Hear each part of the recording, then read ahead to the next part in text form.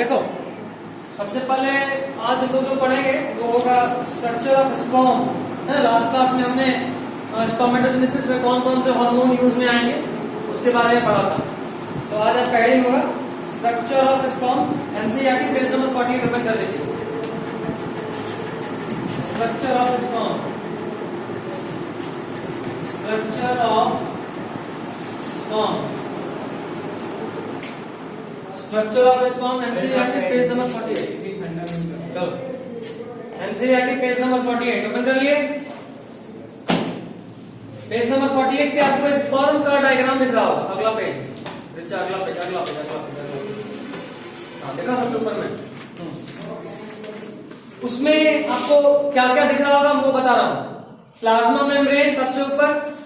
Plasma membrane एक ऐसा covering है, प्लाज्मा मेम्ब्रेन एक ऐसा कवरिंग है जो पूरे स्पर्म को कवर कर रहा है। देख पा रहे हो? Next point, acrosome. क्या बोलो? बता रहा हूं, एक्रोजोम ये सेकंड पार्ट है स्पर्म का। यहाँ पे आपको कुछ दिख रहा है, कुछ पिगमेंट या कुछ हार्मोन टाइप का, फ्लूइड टाइप का चीज अंदर में भरा हुआ दिख रहा है। एक काम कीजिए, वहां पे 3 पॉइंट लिखना। पहला पॉइंट लिखिए कैप लाइक स्ट्रक्चर, एक्रोजोम के बगल में लिख लीजिए।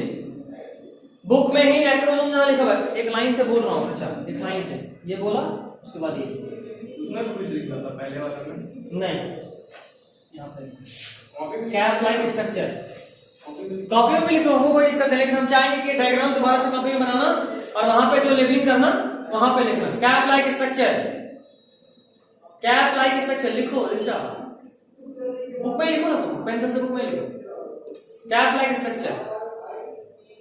Second, at anterior portion, cap like structure. दूसरा, एट एंटीरियर पोर्शन, एंटीरियर मतलब सबसे ऊपरी भाग पे। Cap like structure at anterior portion. पहला दूसरा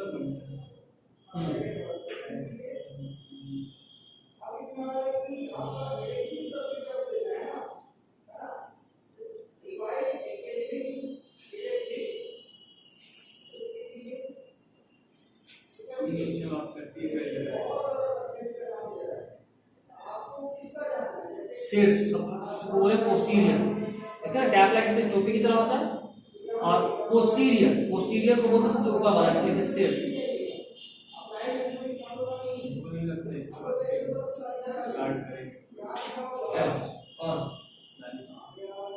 नहीं क्या फिजिक्स में बस एक चैप्टर कम हुआ है, चैप्टर 15। कम्युनिकेशन सिस्टम काफी भी नहीं था। फिजिक्स पूरा है, इसमें तो फिजिक्स में ज्यादा तेजी में हम लोग पूरा मॉडर्न फिजिक्स में इतने पूरा नहीं है। चैप्टर का नाम है, सब में से कुछ टॉपिक हटाया है, ठीक है। टॉपिक हटे थे, हमको टॉपिक समझ में नहीं आ रहा कैसे। हम बता रहे हैं जैसे करंट में कॉम्बिनेशन ऑफ रेसिस्टर हटाया है। हमको बता दीजिए। नहीं पढ़ ले, एक तो टॉपिक से कुछ नहीं होना है, पूरा पढ़। कहीं ना कहीं ये फिजिक्स में इंटीग्रेटेड क्वेश्चन होगा, इसलिए उसको पढ़ने के लिए। और दूसरा बात ये भी कि केमिस्ट्री में बहुत चैप्टर कम हुआ है। हाँ, सबसे मजेदार बात ये फिजिक्स में कि हम लोग 6 चैप्टर खत्म कर देंगे। मात्र 3 चैप्टर आ रहा है फर्स्ट चैप्टर। हाँ 3 मॉडर्न का फिजिक्स में और 3 आगे से इलेक्ट्रोस्टैटिक्स का दोनों निकल गया, करंट निकल गया। अब जो चैप्टर है सिर्फ रे ऑप्टिक्स थोड़ा बड़ा है, बाकी सब छोटा है, सब छोटा है। पहले फर्स्ट टर्म वाला पढ़ा। हाँ वही करेंगे ताकि कैसे करेंगे। फर्स्ट टर्म में जो चैप्टर आ रहा है सीबीएसई में रे ऑप्टिक्स में कितना chapter? Ray optics second 2 chapter है। रे ऑप्टिक्स 1 चैप्टर, उसके बाद दूसरा वेव ऑप्टिक्स, ऑप्टिक्स में 2 चैप्टर। खैर चलो काम चलता रहेगा, एक तरफ से आगे से एक तरफ से पीछे दोनों तरफ चलेगा, काम नहीं रुकेगा। पहले वाला ये चलते अभी देखते हैं वेव ऑप्टिक्स डालेंगे या सेमी कंडक्टर। क्या मतलब है, तो वेव ऐसे ही नहीं समझ में आता है उसका तो वेव देख लो यार। चलो वेव हम पढ़ा रहे हैं, वेव ऑप्टिक्स पढ़ा। रे ऑप्टिक्स लाइट 10 में नहीं पढ़ता, वो थोड़ा सिंपल है। रिफ्लेक्शन, रिफ्रैक्शन समझ में आना जब तक नहीं, आप प्लीज भैया पढ़ा दीजिए प्लीज। तो रेडियो एक्टिव था, रेडियो एक्टिविटी को भी हल्का फुल्का समझ में आ रहा। वो तो केमिस्ट्री था, उस समय दिक्कत हो रहा था, हमने कहा केमिस्ट्री में रेडियो एक्टिविटी थोड़ी ना पढ़े। रेडियो एक्टिविटी हाँ ओवरऑल नहीं पढ़े बट इंटीग्रेशन सब केमिकल काइनेटिक्स में फिर मिलेगा। केमिकल काइनेटिक्स में तो पढ़े हो, पढ़ा रहे हैं तो उसमें मिलेगा, नहीं सब मिलेगा। तो रुको मत, हमको टाइम बचेगा तो हम भी पढ़ाएंगे बट एक तरफ से देखते भी चलो। बैठना बेवकूफी अभी के टाइम में, कब फिर से पैटर्न चेंज हो कोई नहीं जानता। जिस तरीके से सीबीएसई काम कर रहा है ना, अचानक से कुछ हो रहा है तो वेट एंड वॉच वाला मोड नहीं चलेगा, फटाफट बी अलर्ट वो। चलिए तो क्या लिखे थे, cap like structure at anterior portion लिखिए। अगला पॉइंट वहीं पे लिखो, एक्रोसोम के लिए कहाँ जगह है, कहाँ जगह है उसमें ही टाइम ये तो एरो बनाओ साइड राइट में ऊपर ऊपर में लिखो। एक्रोसोम के लिए एक और पॉइंट उसी में ऋचा, उसी में एक और पॉइंट लिखिए। Contain enzyme that help in penetration of ovum, contains enzyme that help in penetration of ovum.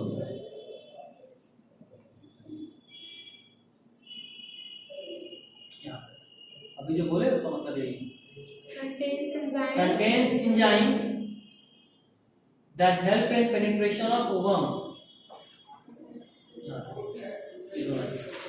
अभी जो बोले ना contains enzyme that help in penetration of ovum। देखो जाहिर सा बात है, थोड़ा समझा रहा हूँ, देखो बोर्ड देखना, ये रहा स्पर्म और ये रहा एग। अभी देखो जब फर्टिलाइजेशन होता है ना, तुमको पता पूरा पूरा स्पर्म अंदर नहीं जाता, स्पर्म का यहाँ से कटता है, नहीं दिख रहा है क्या स्पर्म में न्यूक्लियस होता है। अभी आएंगे जब उसके क्या कहते हैं न्यूक्लियस वाले में तो वो बताऊंगा। अभी तो एक्सोसोम तक ही हूं ना डायग्राम में। यहाँ देखो, यहाँ से कटता है, इधर देखना, यहाँ से कटता है, ये वाला पोर्शन सब बाहर आ जाता है, सिर्फ ये वाला पोर्शन अंदर जाता है। ठीक, क्या स्पर्म का सिर्फ सिर हेड वाला। ठीक, दूसरा आखिर स्पर्म इसके अंदर घुस कैसे जाता है, ये भी एक सेल है, ये भी एक सेल है। ऐसे तो अगर मान लो मेल फीमेल होने का सिर्फ मतलब होता तो मान लो अगर हम किसी फीमेल से हाथ मिला रहे तो मेरा हाथ का सेल फीमेल के हाथ का सेल में फ्यूज हो जाना चाहिए। As simple as that. अगर सिर्फ जेंडर का बात है तो, अगर सिर्फ एक्स वाई का बात है तो ये फ्यूजन क्यों हुआ? फ्यूजन इसलिए हो रहा है क्योंकि इसके हेड पे अभी जो हम लोग एक्रोसोम का बात कर रहे थे, अभी जिसके बारे में भी लिखे, इस पे एक एंजाइम होता है, इसका नाम है एक्स्ट्रा, क्या नाम है? Sperm lysine. ये स्पर्म लाइसिन क्या करता है, जो हेड पे एंजाइम है, ये इसके जहां पे भी सटेगा ना स्पर्म, वहां पे उसको पिघला देगा, डिसॉल्व कर देगा, डाइजेस्ट कर देगा। तो यहाँ पे ओपन स्पेस क्रिएट हो गया, यहां से स्पर्म एंटर कर जाएगा। समझे बात? एक्रोसोम का क्या इंपॉर्टेंस, अगर ये नहीं रहेगा तो कभी भी स्पर्म एक में फ्यूज नहीं कर सकता। Getting my point? चलिए आगे। तीसरा है न्यूक्लियस कंटेनिंग क्रोमोसोमल मटेरियल। एक लाइन से बोल रहा हूं ऋचा, तीसरा मतलब ये, ठीक है, इसका बात कर रहा हूं। ये जो होता है ये देखिए, कंटेन्स हैप्लॉइड न्यूक्लियस, यहां लिखो कंटेन्स हैप्लॉइड न्यूक्लियस। नॉर्मली कैसा न्यूक्लियस होता है हमारे पास सेल में? डिप्लॉइड। लेकिन अगर हम इस बात करें स्पर्म का और एग का तो कैसा न्यूक्लियस होता है यहाँ?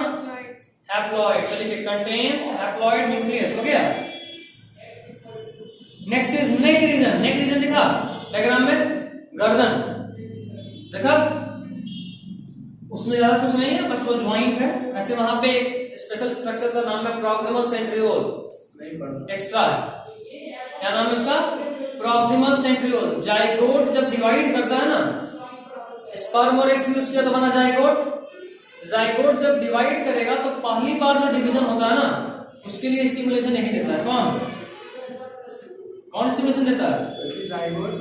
जाइगोट के फर्स्ट डिवीजन की स्टिमुलेशन इस नेक के अंदर होता है, प्रॉक्सिमल सेंट्रियोल वही देता है, एक्स्ट्रा। ठीक है, स्पर्म और एग फ्यूज किया तो क्या बनेगा? जाइगोट। ये जाइगोट डिवाइड करेगा। सेल डिवीजन के लिए सेंट्रियोल का काम था, याद था, बताए थे, याद होगा कि न्यूक्लियस में, सॉरी न्यूरॉन में नहीं होता है सेंट्रियोल, इसलिए वो डिवाइड नहीं करता। ठीक है, इसीलिए नर्वस टिश्यू का घाव जल्दी नहीं भरता, बताया था। याद आ रहा है? नहीं याद आ रहा तो भी ठीक है, सुना ठीक। तो न्यूक्लियस होता है, सेंट्रियोल नहीं होता। ठीक, तो सेंट्रियोल यहाँ पे अगर नहीं होगा तो ये डिवाइड कैसे करेगा? तो इसमें सेंट्रियोल किसका जाता है? स्पर्म के नेक रीजन का। वहां पे प्रॉक्सिमल सेंट्रियोल होता है जो कि डिवाइड करता है पहली बार, मतलब डिवीजन के लिए स्टिमुलेट करता है किसको, जाइगोट को। नेक्स्ट पॉइंट, मिडिल पीस दिख रहा है, मिडिल पीस में उतना इंपॉर्टेंट है जितना इंपॉर्टेंट उसके जस्ट नीचे लिखा है माइटोकॉन्ड्रिया, देखा, ये माइटोकॉन्ड्रिया मिडिल पीस रीजन में ही होता है। कहां होता है, मिडिल पीस रीजन में। माइटोकॉन्ड्रिया कहां होता है, मिडिल पीस रीजन में। और ये माइटोकॉन्ड्रिया जो मिडिल पीस रीजन में होता है, ये सोर्स होता है energy, source of energy of sperm. देखो स्पर्म रिलीज कहां होता है, फीमेल में कहां रिलीज होता है स्पर्म, वेजाइना में। वेजाइना और यूट्रियस के माउथ का नाम कुछ था, सर्विक्स, बताए थे। स्पर्म बोल रहा हूं, पेनिस वहां तक जाता है, तो सर्विक्स पे स्पर्म रिलीज हुआ, वहां से उसको फैलोपियन ट्यूब तक जाना है। एक मोटाइल है या नॉन मोटाइल है, मोटाइल है, सर्विकल का नाम, एक मोटाइल है या नॉन मोटाइल, नॉन मोटाइल है। नॉन मोटाइल, उसको याद करो, बताया था सीलिया होता है जो कि पहुंचाता है, लेकिन स्पर्म मोटाइल होता है, उसका पूंछ जो होता है ये तैरता है सेमिनल फ्लूइड में और तैरते हुए पहुंचता है कहां पे, फैलोपियन ट्यूब तक। खास बात यह है कि इसको तैरने के लिए जो एनर्जी चाहिए, the energy required by a sperm to swim up to the fallopian tube to reach the ovary is provided by middle piece region. Middle piece region में से प्रोवाइड होता है।